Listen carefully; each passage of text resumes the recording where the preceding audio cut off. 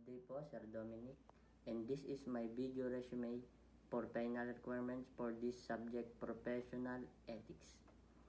My name is Joshua Sales from DET 3101 and I am 22 years old. I was born on July 7, 2002. I live in Aplaya, Bawan, Batangas, and this is my skills. Ang professional experience ko po sa pag-SketchUp is yung pagiging determinado at pagtsatsaga ko po sa pagbuo ng bawat object.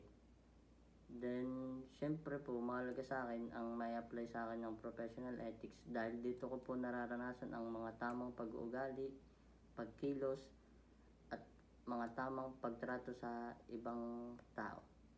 And also, palagi rin po akong pumapasok sa school sa tamang oras at dito ko din po masasabi na ang professional ethics po ay mahalaga sa aking pag-aaral. Halimbawa po, pagpapasok po ako ng school, nagsusot po ako ng tamang kasuotan na required po ng school. At kapag may klase naman po is pinapanatili ko po ang sarili kong na maging magalang sa mga nakapaligid, maging sa klase man or sa teacher.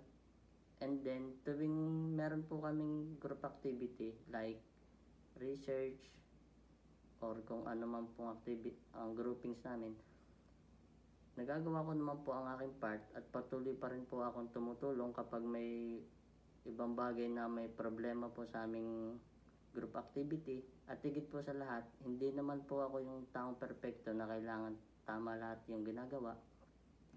Pero ito po ang naging tulay upang mapadali ang pagbabago sa aking sarili, which is professional ethics. Yun lamang po at maraming salamat. Thank you po.